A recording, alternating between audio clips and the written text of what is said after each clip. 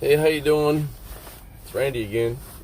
Randy's Road Life. Like and subscribe so we can get this ball rolling and information out there. Okay.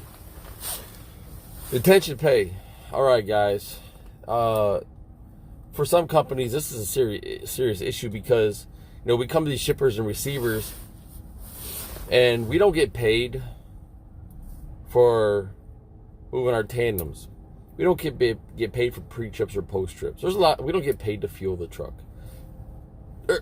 All we get paid for is driving. Now, if you're a flatbed driver, you get paid to tarp. All right. If you're a tanker, you get paid to put your hoses up, things like that. I mean, there's different pay packages as far as that goes. All right. Multi-stop people get paid for each stop, all that type of stuff. So, but here, in the dry van, and I get 100% live unloaded, and loaded and unloaded. So, detention is a huge thing to me, and I want to explain to you how to safeguard yourself against companies who try to misuse you and lie on their bills of lading on your check-in and check-out. Okay, first of all, when you pull into a company and you need to send your arrival in immediately. It means you need to stop, send your arrival in, however you do it, whether it's over the Qualcomm, whether it's over Omnitrax, a macro, whether it's a text message. Take a picture with your phone of the company name, the front office. Take a picture of something that defines where you're at, okay? That they cannot say, oh, yeah, he wasn't here at such and such time when you actually were. And here's my proof. Okay, and I've had to do that. I had to do that in Wheatland, Kentucky at a place, that tried to put me there on their property late. However, I was there more than 20 minutes early, all right? So that's how crucial that is. And I was there for 4.5 hours. Now, I was just in Clinton, Iowa at Nestle Purina for 6.5 hours. I got there at 3:39 p.m. Central Time. On their bill of lading, they tried to say I didn't show up until 5:20 something. All right. However, I took a picture of their building, and it's time-stamped. All right, I sent the arrival in when I was at the guard shack checking in. All right, so I'm covered. Now, they didn't start loading me till hours later, and I was there until 10:09 when they finally gave me the green light. All right, and they tried to say that they had me loaded at 9:30, which was horse duty. All right, so however, once they're done loading me, I see the green light. I put in finally loaded. All right. I go and get my bills. I state on the master copy of the bills that the company keeps. Time in, time out. I make sure that's on there because the times they put on their BOLs were bogus. All right. I immediately call that in. Okay. I take a picture of the bill of lading, the face of it, where the time is at, times in, times out, and I send it in. So at 6.5 hours of detention, I'm owed. Now I get all the way down here. I'm told, all right, your delivery is at 6 a.m. Monday morning. I'm here. I'm early. I'm not too early, but I'm early. I check in. They say, hey, you're not supposed to be here until 6 p.m. That's 12 hours after the fact. Okay. Well, that makes me very upset because that means the broker has once again given us bogus information. So then I leave. Luckily, there's a truck stop. There's a pilot here in McDonald area. So give me a second. There's a pilot here at the McDonald area, McDonald, Tennessee, where Cleveland, Tennessee is at. And it's only 3.7 miles from this place. So I go down there for 12 hours. All right. Now, it comes out that the brokers gave us wrong information. That's a fact. All right. They actually have documented proof of what the brokers told them the time was for me to be here on delivery. And so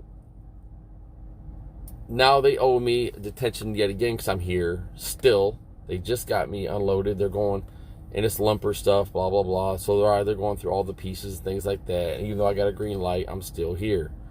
And I have been here for over 3 hours. All right.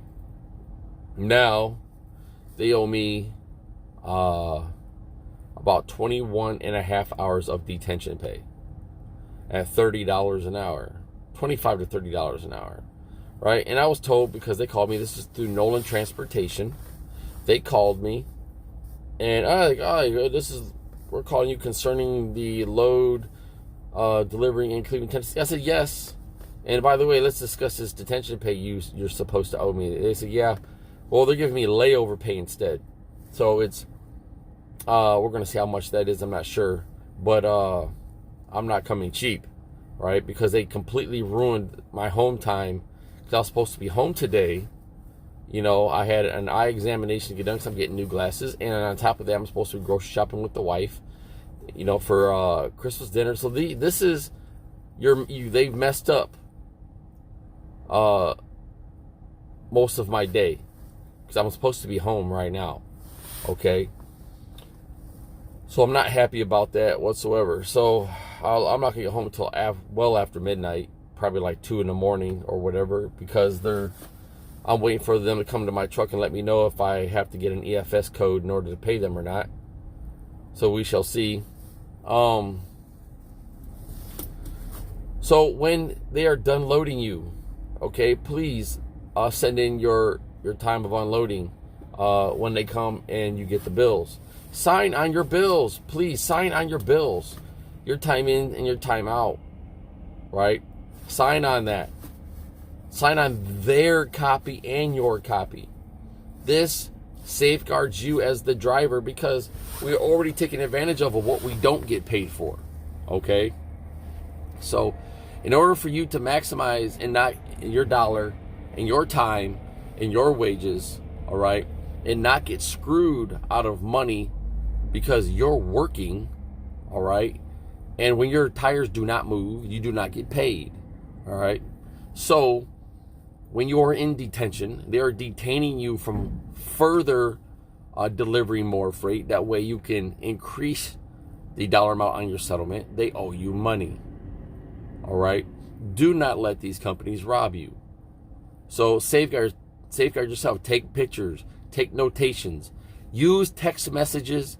That way everything is timestamped. Use your macros and whatever onboard ELDs you have so everything is timestamped. Mark your arrivals clearly and make sure there is witness to this. All right? You need this because they will take advantage of you. They will deny you. They will try to not pay you. All right? But I want you to get paid. This is what we're in this industry to do, to get paid. So when we are in a situation to where they owe us money, then you, by all means, go after your money because it is no longer theirs. It is yours. All right? So don't take no for an answer. Be aggressive about it. Don't be an ass and unprofessional. Do it in a very professional, calm manner.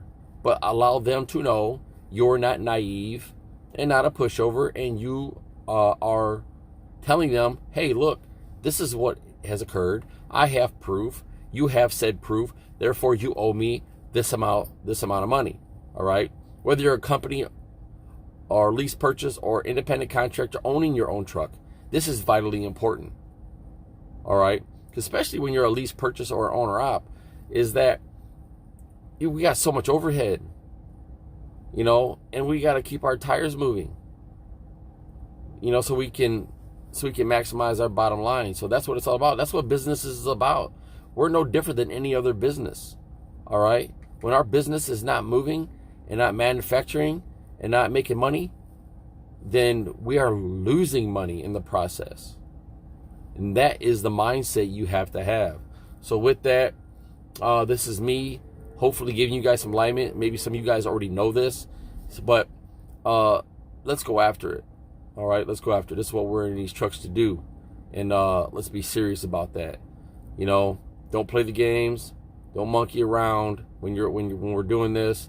Go get it, and make sure it's on your settlement, and check all your settlements, check your miles, you know, check your detention pay, check your hours, and make sure it's all legit and accurate. This is Randy Road Life. Like and subscribe. Go to League of Professional Truck Drivers. Let's turn this industry around to be ours, not theirs, ours. We're the ones that move America. We're the ones that make Christmas happen. All right. So let's thank ourselves. We're the Santa Clauses of the this year. And my name is Randy, and you guys have a Merry Christmas. And please, please, please get to your families safely. I'm out.